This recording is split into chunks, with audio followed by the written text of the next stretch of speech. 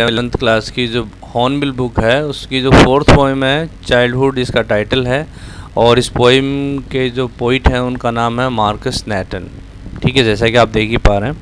तो childhood poem एक बहुत ही सुंदर पोइम है। एंड इसमें जो पोइट हैं मार्कस नैटन, वो जो है हमें बताते हैं कि की जो बचपन है उनका, जो चाइल्डहुड है वो किस तरीके से कहाँ चला गया, इसके बारे में वो विचार करते हैं, सोचते हैं। तो देखिए इसको स्टडी करते हैं। ठीक है, इस पोइम को रीड करते हैं। This is a very beautiful poem by Marcus Natan. Marcus Natan के द्वारा जो है ये कंपोज की गई एक बहुत ही सुंदर पोइम है।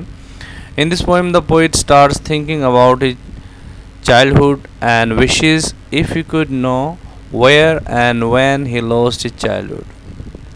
इस पोइम में वो जो है अपने चाइल्डहुड के बारे में सोचना स्टार्ट कर देते हैं और ये इच्छा करते हैं, विशेष का मतलब इच्छा करते हैं कि काश वो जान पाते कि कब और कहाँ उन्होंने अपने बचपन को खो दिया। He thinks again and again and comes to the conclusion that his childhood could be seen in the innocent face of an infant। वो लगातार सोचते रहते हैं और आखिरकार इस कंक्लूजन पे पहुंचते हैं कि उनका जो चाइल्डहुड है वो एक इनोसेंट, एक मासूम जो बच्चा है उसके चेहरे में देखा जा सकता है। इस तरीके से वो कंक्लूजन निकालते हैं। तो in this poem there are 4 stanzas and every stanza tells us about a very important message wants to give the poet through these stanzas. Okay, so let's start.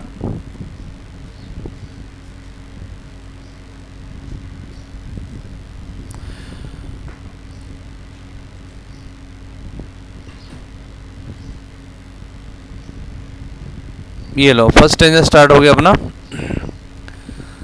तो when did my childhood go, when did my childhood go, was it the day I ceased to be 11, was it the time I realise that hell and haven could not be found in geography and therefore could not be, was that the day। Here the poet speculates, mean to say he only guesses, speculate करता है, अनुमान लगाता है कि मेरा बचपन कब चला गया। Was it the day I ceased to be 11? क्या वो दिन था, क्या यह वो दिन था जब मैं 11 years old हो गया था। Was it the time I realized that hell and heaven could not be found in geography and therefore could not be, was that the day। अथवा जब मैंने इस बात को रियलाइज़ किया, एक्सपीरियंस किया कि हेल एंड हेवन, जैसा कि बताया जाता है हेल एंड हेवन कोई प्लेस नहीं है जिसके बारे में बताया जाता है, और इसलिए इनको किसी ज्योग्राफी में की बुक में नहीं इनको ढूंढा जा सकता, सर्च किया जा सकता। और and therefore could not be, और इसलिए ऐसा हो नहीं सकता। क्या वो दिन था जब मैंने इस चीज़ को रियलाइज़ किया, इस फैक्ट को रियलाइज़ किया कि hell and heaven are not the real places which the people talk about. was that the day I lost my childhood। So यहाँ पर जो पोइट है he thinks about all these facts and tries his best to come to the conclusion that how he lost his childhood। okay, तो यहाँ पर meaning देखिए, realized का मतलब होता है एक्सपीरियंस करना और सीज का मतलब होता है स्टॉप करना, रुकना। यहाँ पर पोइटिक डिवाइस की बात करें इसमें, तो when did my childhood go, was it the day, ये जो 2 लाइन है ये पूरे पोइम के अंदर रिपीट होती रहती हैं। तो इस तरीके से कोई लाइन जो बार बार रिपीट होती है, उसे हर स्टेंजा के अंदर वही लाइन रिपीट होती हैं, तो हम उनको जो है रिफ्रेन कहते हैं, REFRAIN, रिफ्रेन। सो रिफ्रेन है ये यहाँ पर। इसके अलावा जो है यहाँ पर एंटीथीसिस का भी यूज़ किया गया है इस पोएम के अंदर, इस स्टेंजा में। ये hello and haven, hello and haven क्या है, अपने आप में एक अपोजिट वर्ड है। तो जब पोइट अपोजिट वर्ड का यूज़ करता है किसी स्टेंजा में, किसी पोएम में, तो that is known as antithesis. ये एंटीथीसिस है हेल एंड हेवन। और इसके बात करें हम, अगर इसकी राइम स्कीम की बात करें तो इसकी राइम स्कीम है A B B C C D. अच्छा, राइम स्कीम कैसे इसको हम फाइंड आउट करते हैं वो तो आपको मैंने पहले बताया था, लेकिन दोबारा फिर बता देता हूँ। कोई भी जो फर्स्ट लेटर यहाँ स्टार्ट होता है आप उसको ए मान लो, और वो ए जब तक चलता रहेगा जब तक उसके जैसा कोई सिमिलर वर्ड आपको ना मिले। तो यहाँ देखिए, यहाँ गो 11, तो ये डिफरेंट हो गया तो हमने इसको बी मान लिया। ठीक है, अब देखिए यहाँ पर हेवन, हेवन और 11 एक जैसे राइमिंग वर्ड्स हैं, तो इस सेम कैटेगरी में फॉल करेंगे, तो बी और ये भी बी। जियोग्राफी, जियोग्राफी और बी, जियोग्राफी बी, ये दोनों एक दूसरे में राइमिंग वर्ड्स हैं, इनको हमने सी मान लिया। फिर डे, डे बिल्कुल अलग आ गया तो इसको हमने डी मान लिया। इस तरीके से हम हर वर्ड जो अलग आता जाएगा उसके लिए डिफरेंट वर्ड यूज़ करेंगे, डिफरेंट अल्फ़ाबेट यूज़ करेंगे, और सेम जो राइमिंग वर्ड्स हैं उनके लिए सेम अल्फ़ाबेट्स हम यूज़ करते हैं। ठीक है, तो बढ़ते हैं हम अगले स्टेंजा की तरफ। When did my childhood go? Was it the time I realized that adults were not all they seem to be? They talked of love and preached of love, but did not act so lovingly. Was that the day? Preached, give sermons, talk to someone. So here the poet wants to say, and first he introspects himself, and he tries to find out the answer that where he lost his childhood. Then he starts speculating over the fact, and he thinks that he must have lost his childhood at the time when he realized, when he experienced that adults were not the same as they seem to be. Mean to say, adults वैसे नहीं थे जैसा कि वो दिखते हैं, जैसा कि वो दिखने का दिखावा करते हैं। कैसे? They talked of love and preached of love.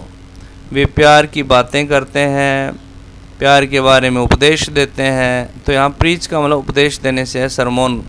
आपने अक्सर सुना होगा कि जो एल्डर्स होते हैं, जो अपने बुज़ुर्ग लोग होते हैं, वो अब बताते हैं प्यार से रहा करो, मिलजुल के रहा करो, लेकिन उनको आप खुद भी देख सकते हो कि वो खुद भी आपस में लड़ते रहते हैं। तो in this way we come to know that they are not the same person as they seem to be. Mean to say they also where faces, वो भी अपना अलग अलग जो चेहरा पहनते हैं। ठीक है, तो इस तरीके से जो पोइट है वो इस फैक्ट के ऊपर विचार करता है, पॉन्डर करता है कि क्या ये वही समय था जब मैंने जाना कि अडल्ट्स वैसे नहीं थे जैसे कि वो दिखते हैं। वो प्यार की बातें करते हैं, प्यार के बारे में उपदेश देते हैं, लेकिन वो इतना लविंगली एक्ट नहीं करते। और जिस दिन मैंने इस फैक्ट को जाना, क्या उस दिन मैंने अपना चाइल्डहुड खो दिया। तो प्रीच का मतलब यहाँ पर एक मीनिंग है गिव सरमोन्स, किसी को जो है उपदेश देना या किसी से बातें करना। ठीक है, तो बढ़ते हैं अगले स्टेंजा की तरफ।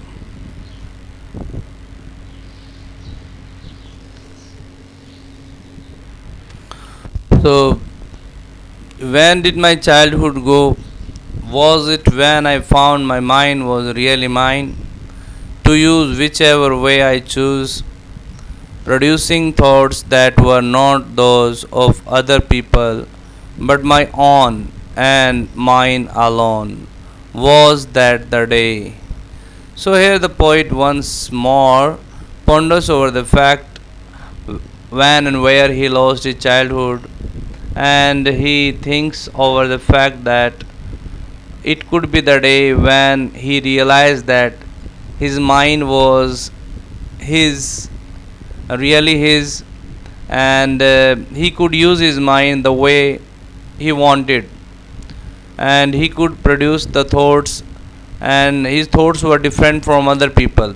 Mean to say, when the poet realized the fact that he could use his mind according to his own way and he need not depend on others. Okay, so in this way, the when he realized this fact, it could be the day when he lost his childhood, but my own and mine alone was that the day. तो यहाँ पर बहुत simple language में poet ने कहा है कि मेरा जो चाइल्डहुड है वो शायद मुझसे उस दिन दूर चला गया जब मैंने रियलाइज किया कि मेरा माइंड मेरा खुद का है और मैं जैसे चाहूँ वैसे यूज़ कर सकता हूँ और जो थॉट्स मैं प्रोड्यूस करता हूँ ये मेरा माइंड करता है, ये थॉट्स दूसरे लोगों से डिफरेंट है। ठीक है, तो इस तरीके से उस दिन लगता है कि पोइट को कि उस दिन मेरा बचपन मुझसे दूर चला गया। तो प्रोड्यूसिंग का मतलब होता है क्रिएटिंग। और अगर हम यहाँ पर कुछ पोइट्रिक डिवाइसेस की बात करें तो एक तो वो है अपना कौन सा, एक तो अपने यहाँ पर एलिट्रेशन यूज़ हुआ है, माई माइंड, क्या है माई माइंड, यहाँ पर इसमें यूज़ हुआ है।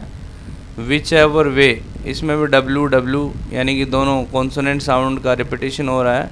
यहाँ पर माई एम एम जो मैं है जो है इस साउंड का यहाँ पर क्या हुआ रिपीटेशन हुआ है।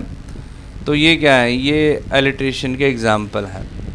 एक इस लाइन में देखिए, to use whichever way I choose, यहाँ पर जो सेंटेंस है ये उस तरीके से नहीं लिखा गया जिस तरीके से लिखा जाना चाहिए। अब आप देख सकते हैं to use whichever way I choose, या I choose the way I can use the way whichever I choose, इस तरीके से हो सकता है सेंटेंस। लेकिन यह सेंटेंस जो है ये सब्जेक्ट वर्ब के हिसाब से नहीं है, तो इसको हम बोलेंगे यहाँ पर इन्वर्जन यहाँ पर यूज़ किया गया है, इन्वर्जन। ठीक है, यहाँ पर इसमें यूज़ किया गया है। तो यहाँ पर कोई राइम स्कीम तो नहीं है, देख सकते हैं हम यहाँ पर फ्री लिखा गया है, फ्री हैंड, फ्री वर्स। तो ये इसमें आगे बढ़ते अपन। ठीक है,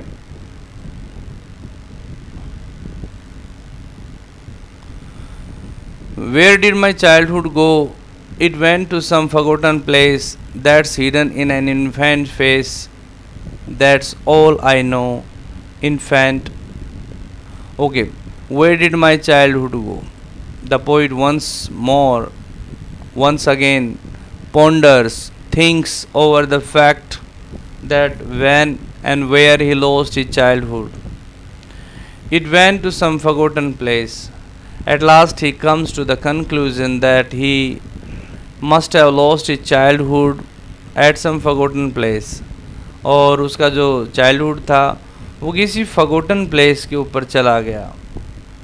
फॉरगॉटन प्लेस का मतलब ऐसा स्थान जिसे वो भूल चुका। That's hidden in an infant's face, और वो प्लेस जो है एक इन्फेंट, एक बेबी, एक छोटा बच्चा उसके चेहरे में छुपा हुआ है। That's all I no. Poet को सिर्फ इतना ही पता चला। इसका मतलब after much consideration, thinking over the facts again and again, he came to the conclusion that his childhood must have gone to some forgotten place and that was hidden in an infant's face. आखिरकार उसे एक बच्चे, एक मासूम बच्चा, एक infant है, उसके चेहरे में उसे अपना बचपन छुपा हुआ नज़र आया। इस कंक्लूजन पे वो पहुंचता है। तो यहाँ पर एक मीनिंग है इन्फेंट, इन्फेंट का मतलब तो बेबी, छोटा बच्चा। तो ये जो है इस तरीके से यहाँ पर हम देखते हैं कि यहाँ पर वैन की जगह वेयर आ गया, बाकी सब वही है। तो यहाँ पर भी रिफ्रेन है, where did my childhood go. ठीक है, यहाँ पर ये refrain, it went to some forgotten place that's hidden in an infant's face, that's all I know. ये अब इस तरीके से अपनी पोइम कंप्लीट हो चुकी है और मुझे विश्वास है, I am sure that you must have got the explanation stanza wise. If you face any problem you can raise your queries through WhatsApp. Okay, and if you are new to my channel then please subscribe my channel. Thank you, have a nice day.